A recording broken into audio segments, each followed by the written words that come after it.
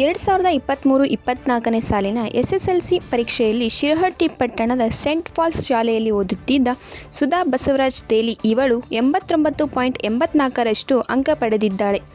ಸುಧಾ ಬಸವರಾಜ್ ತೇಲಿ ಇವಳು ನಮ್ಮ ಸುದ್ದಿವಾಹಿನಿಯೊಂದಿಗೆ ಮಾತನಾಡುತ್ತಾ, ನಾನು ತುಂಬ ಇಷ್ಟಪಟ್ಟು ಕಷ್ಟಪಟ್ಟು ಸುಮಾರು 6 ಗಂಟೆಗಳ ಕಾಲ ವಿದ್ಯಾಭ್ಯಾಸ ಮಾಡಿದ ಪ್ರತಿಫಲದಿಂದ ಇಷ್ಟು ಅಂಕ ಪಡೆಯಲು ಸಾಧ್ಯವಾಯಿತು.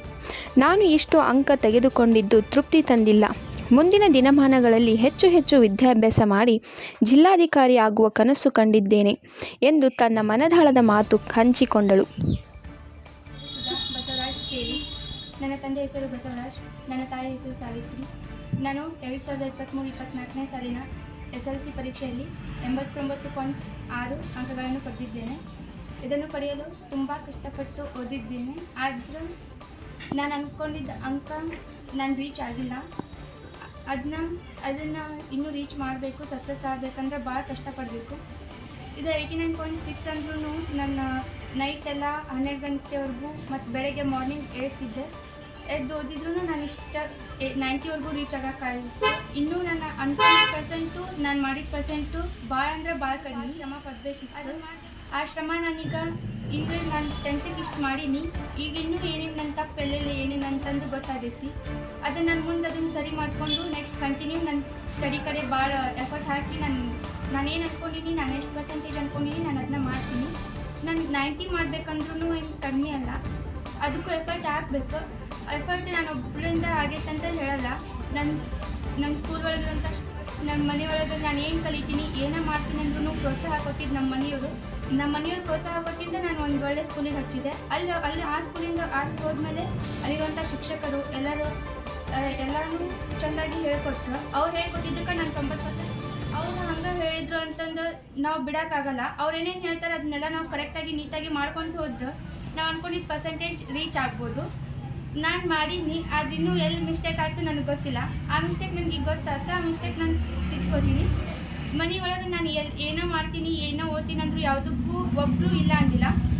ನಮ್ಮ ಅಪ್ಪಾಜಿಯವರು ಕಾಕಾರು ಮನೆಯಾಗಿರುವಂಥ ಎಲ್ಲರೂ ರೊಕ್ಕದ ಅಂದರೆ ಸ್ಕೂಲಿಗೆ ಫೀಸ್ ಕಟ್ಟೋಕೆ ಅಂದ್ರೆ ಆರ್ಥಿಕವಾಗಿ ಎಕನಾಮಿಕ್ ಆಗಿ ಸಹಾಯ ಮಾಡಿದ್ರು. ಮನೆಯೊಳಗೆ ನಮ್ಮ ಮಮ್ಮಿ ನಮ್ಮ ಅತ್ತೆಯವರು ಅವರೆಲ್ಲ ನಂದು ಏನೋ ಕೆಲಸ ಇರಲಿ ಏನೇ ಇರಲಿ ಎಲ್ಲ ಕೆಲಸ ಬಿಡಿಸಿ ಎಲ್ಲ ಓದಾಕೆ ಅಂದ್ರೆ ನನಗೆ ಇನ್ನೂ ಅವರು ಸಹಾಯ ಮಾಡಿ ನನಗೊಂದು ಕೆಲಸ ಹಚ್ಚಲಾರ್ದಂಗೆ ಎಲ್ಲನೂ ಓದಾಕೆ ಅದೆಲ್ಲ ಸಹಾಯ ಮಾಡಿಕೊಟ್ಟಾರೆ. ಅದು ನನಗೆ 90% ಮಾಡೋಕ್ಕೆ ಕಾರಣ.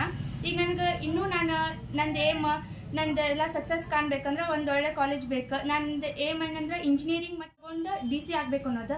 ಆ ಏಮಿಗೆ ತಕ್ಕಂಗೆ ನಮ್ಮ ಪೇರೆಂಟ್ಸ್ ಅವರೆಲ್ಲ ಏನು ಮಾಡ್ಯಾರ, ಒಂದು ಒಳ್ಳೆ ಕಾಲೇಜ್ ನನ್ನ ಕಾಲೇಜ್ ಎಲ್ಲ ಫೆಸಿಲಿಟಿ ಇರುವಂಥ ಕಾಲೇಜ್ನ ಹುಡುಕಿ ಹಚ್ಚಾರ.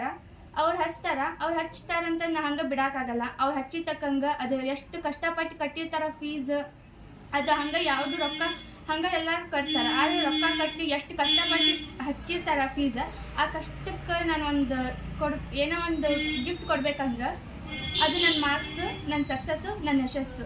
ಯಾರಾಗಲಿ ನನ್ನ ಯಶಸ್ಸು ನೋಡೋಕೆ ಇಷ್ಟಪಡ್ತಾರೆ. ನಮ್ಮ ಶಿಕ್ಷಕರಾಗಿರ್ಬೋದು, ನಮ್ಮ ಪೇರೆಂಟ್ಸ್ ಆಗಿರ್ಬೋದು, ಒಂದು ಸಮಾಜ ಆಗ್ಬೋದು, ಯಾರಿಗೇ ಆಗಲಿ ಒಂದು ವಿದ್ಯಾರ್ಥಿ ಸಕ್ಸಸ್ ಕೊಡ್ತೈತಿ.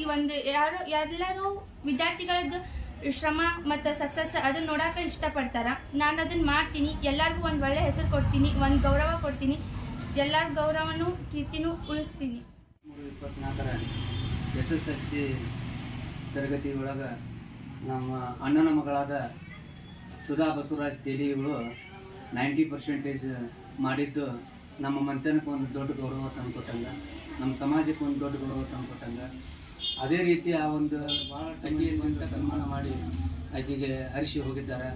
ಅದಕ್ಕೆ ಆಕೆಗೆ ನಾ ಹೇಳೋದೇನಂತಂದ್ರೆ, ಆಗಲೇ ಮಕಂದರ್ ಸರ್ ಹೇಳಿದರು, ಒಂದು ಬಡತನ ಆಗಲಿ ಒಂದು ಹಸಿವು ಆಗಲಿ ಅದು ವಿದ್ಯೆನ ಕಲಿಸ್ಕೊಡ್ತೈತಿ ಅಂಥೇಳಿ.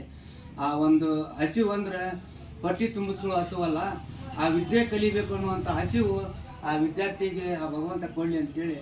ಆಮೇಲೆ ಇದೇ ರೀತಿ ಆ ವಿದ್ಯೆದ ಹಸಿವನ್ನ ಬೆಳೆಸ್ಕೊಳ್ಳಿ, ಅದನ್ನು ತಿಳ್ಕೊಂಡು ಅವರ ವಿದ್ಯಾರ್ಥಿ ಜೀವನನ ಭವಿಷ್ಯ ಬೆಳೆಸ್ಕೊಳ್ಳಿ ಅಂತಕ್ಕಂಥ ರೀತಿಯೊಳಗೆ ಆ ದೇವರಿಗೆ ಪ್ರಾರ್ಥನೆ ಮಾಡಿ ನನ್ನ ಮಾತು